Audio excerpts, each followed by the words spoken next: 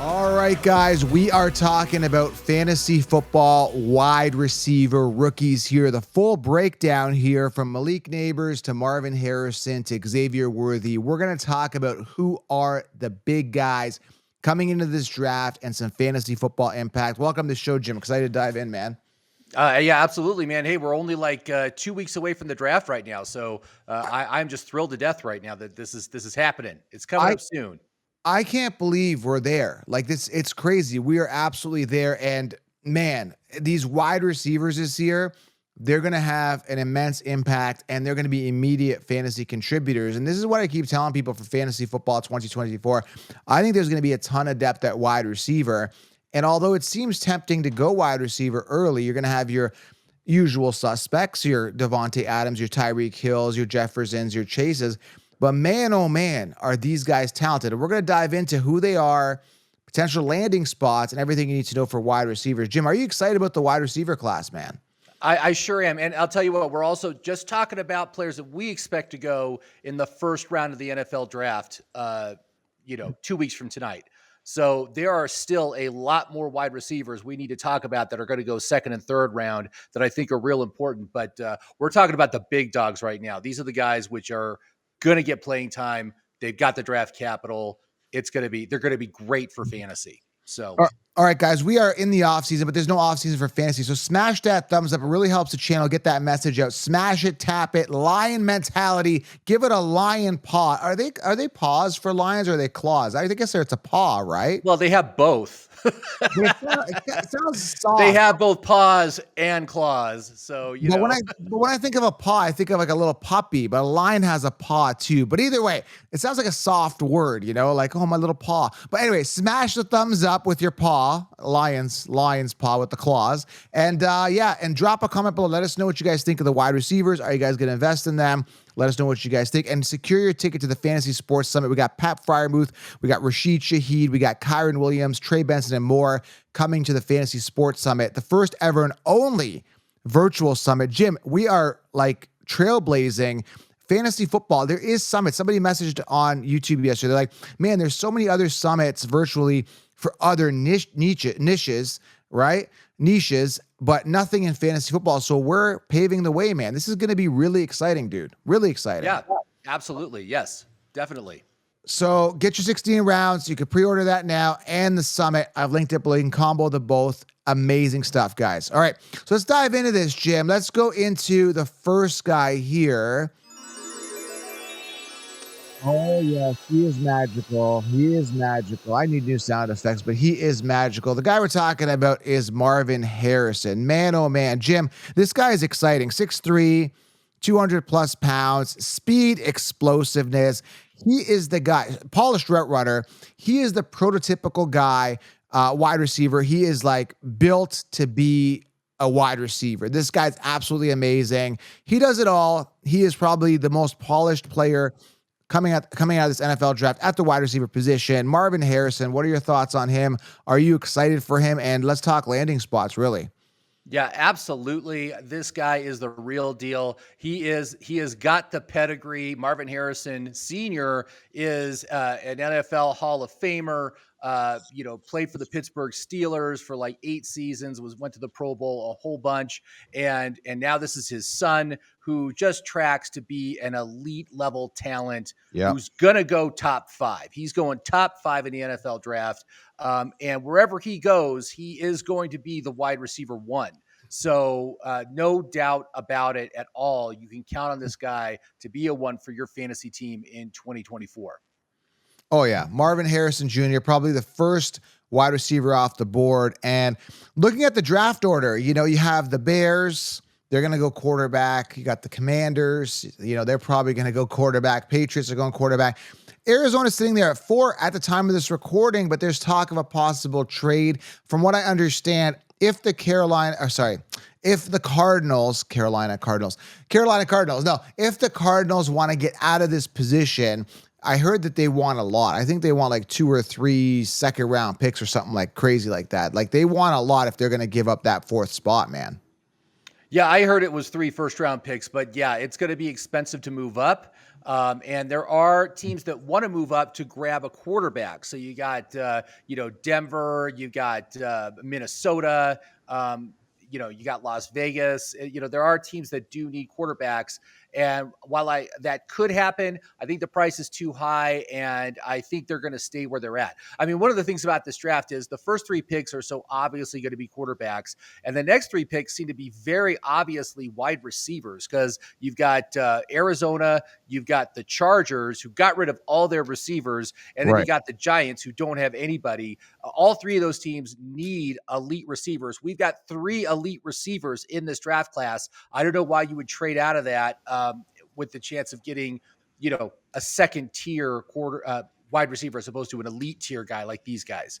So I would expect it to go quarterback, wide receiver to open this draft. But you never know. There's going to be some crazy trades that'll happen. We'll see. Yeah, Chargers are going wide receiver at 5, and the Giants, I would think they're flirting with quarterback, man. They're flirting with quarterback too, but they need receivers. They much more than they need a quarterback right now. So they've needed a wide receiver for a long time. I mean, they had Sterling Shepard as their wide receiver 1 for years, and he sucked.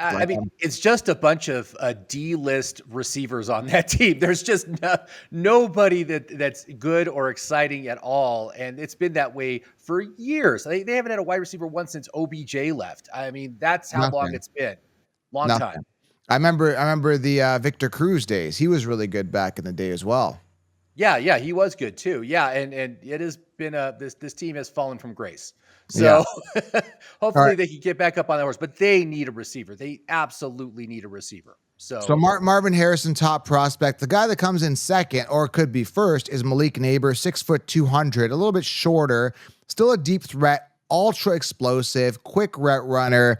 I mean, this guy plays both X and as the Z, and as well as slot. This guy does it all, quick off the line. And that's where he's going to beat a lot of the defenders, is that explosive ability, quick off the line, gets a quick separation for the quick passes.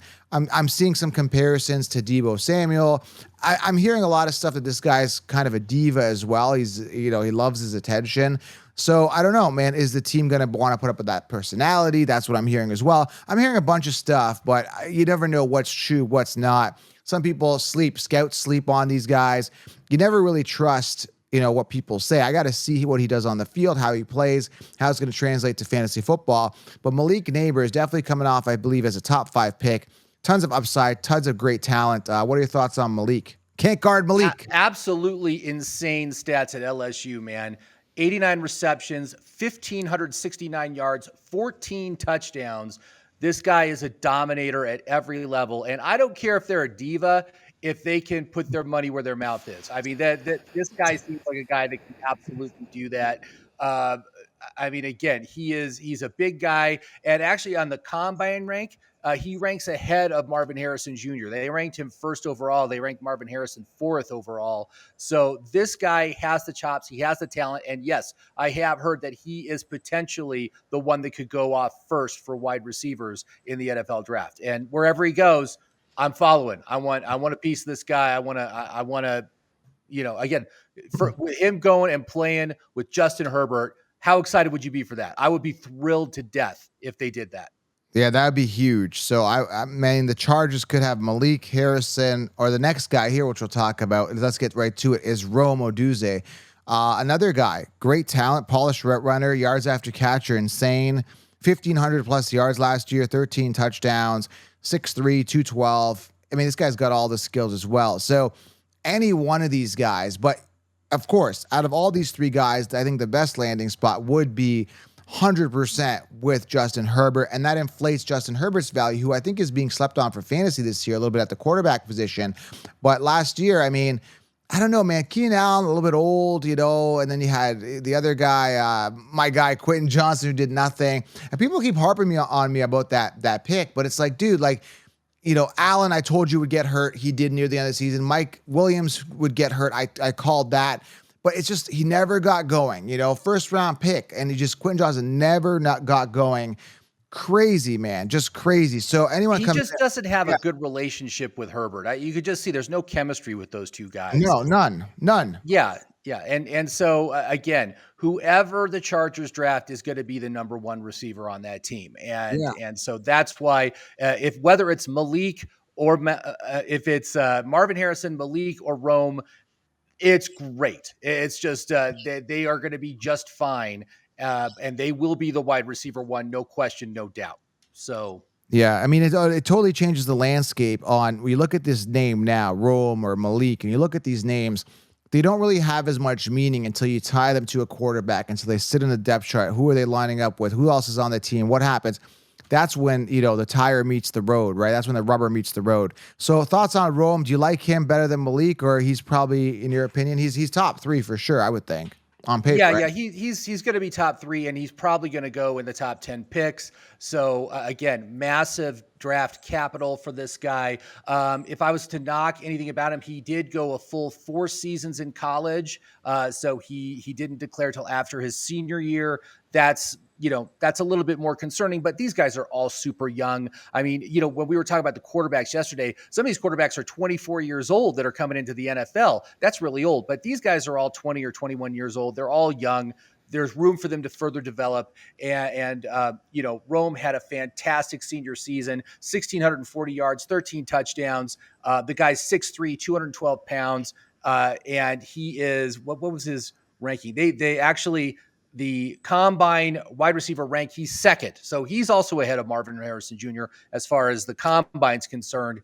But again, wherever he goes, and I would expect perhaps, like I said, the Giants need a wide receiver. Denver needs a wide receiver. Pittsburgh needs a wide receiver. Any one of these places that he goes to where he could be instantaneously the wide receiver one. I don't expect him to last until Pittsburgh's pick. So, but yeah, he's going top 10. So he's going to, wherever he goes, he's going to get used extensively as their number one receiver. We got 2 other wide receivers to give to you guys, but let's just switch gears to our tight end here, who's going to be acting like a receiver, is Brock Bowers. I mean, the biggest question is we got to figure out, where do you think he ends up? That's the big question. What are your thoughts on him? First of all, I mean, explosive, elite ball skills, yards after catch are crazy. Route running is good for a tight end. He could do it all. Ultra elite player. So we don't need to talk about that. All these guys are elite. I mean, we can go in there and talk about their yards after catch, lead explosive. We know this. Good hands. They wouldn't even be in the top first round candidates if they didn't have these skills. So we don't need to talk about somewhat the obvious. The big question is Brock Bowers, tight end. We had excitement with Sam Laporta last year. Where do we see Brock Bowers ending up looking at this chart here? First round. Yeah, well, I have heard that the Jets are a big landing spot. I really like that, as it would be, additional help to protect Aaron Rodgers, plus an additional target out of the backfield. And people are really, I mean, fantasy players are really high on this guy. They are taking him as the 6th tight end overall. There's no sleeper ability with Brock Bowers. You gotta invest I think probably like a 6th round pick to get the guy. For your fantasy team, and he could be like another Slam Laporta. We used to see with tight ends, it used to take him like a few years to really become productive for fantasy football. But the past few years with guys like Kyle Pitts and Sam Laporta, these guys come out, and Dalton Kincaid, they come out and they immediately have fantasy impact in their rookie seasons. And I think Brock Bowers will be that kind of a player, although I'm really not interested in investing such a high draft capital on my fantasy team in order to get him. I think there's better tight ends that you can get after Brock Bowers that I would be more interested in, like Dalton Kincaid, who for some reason is going after this guy, but I think Dalton Kincaid is a way better prospect for tight ends for fantasy as opposed to this guy. But he's exciting. He should be good. So you heard Jets, but Bengals seems to be the top spot from what I'm hearing. Cincinnati's Bengals also be a really good choice. Yeah, definitely. Yeah, so he may end up there. So depending on where he lands, who the other wide receivers are. I mean, T. Higgins, I'm not sure. We got to look that up. But did he sign back on? I think he might be back on for another year. I don't know if we looked that up. Higgins, I think he's coming. Higgins is on he was tagged. 1 year. Tagged. Yeah, he's on a 1 year deal. The only issue with Cincinnati is they're the 18th pick. They would have to move up to get him, because I do expect Brock Bowers to go in the top 10 as well. So they would have to spend some draft capital to get him. That's why I think the Jets are perfect, because they're at 10. So Okay, might be interesting to see.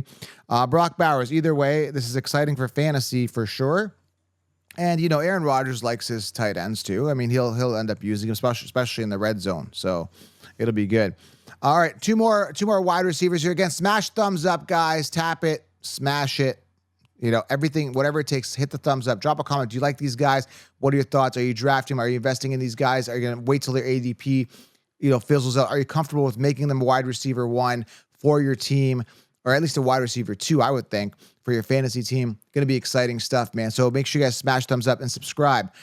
Brian Thomas Jr. here is the next one out of LSU as well. And again, great acceleration, snappy route running, vertical threat, great player. And he's definitely going to probably slide in as a wide receiver one wherever he lands. Brian Thomas Jr., Jim. Exciting stuff here.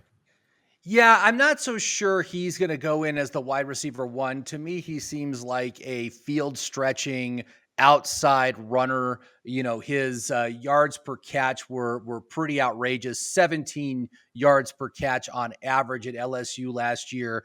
And you look at his volume as compared to Malik, much lower. He only ended up with 68 receptions. 1,177 yards. He got a ridiculous 17 touchdowns. That LSU offense was just nuts last year. Just crazy numbers they were putting up. The problem with these speed guys, which is both Brian Thomas and the next guy we're going to talk about, is they're never really that good for fantasy. You look at players like Jamison Williams or Marvin Mims or Marquez Valdez-Scantling. These guys that are the burners. They just never seem to get enough volume for fantasy football to be a really relevant player. They're a little bit better for best ball because they can have those explosive weeks. But for regular fantasy football, not sure I'm real interested in Brian because of that. But he's very dynamic. So depends on where he lands. It's all about where he lands, and that's the thing. I mean, there's a ton of teams where he comes in, he's like the automatic wide receiver one. I still think there's just so many teams that are hurting at wide receiver where he could surpass them. But yeah, definitely a vertical threat for sure. And as a complimentary is probably ideal. That's what I think happens here, but we'll see. Yeah, the one team that I would be very excited to see him go to and would absolutely draft him if he does is Kansas City. But I think outside of that, I'm not super interested in where he could go. Oh yeah, we forgot to mention this. We totally forgot. We should have brought this up at the beginning of the show here, but wow, we're a little late on this one. Yeah, Rashee Rice. Apparently he has a bunch of charges against him. Did you hear about this? Warrants. Yeah, he's got a warrant out for his arrest, man.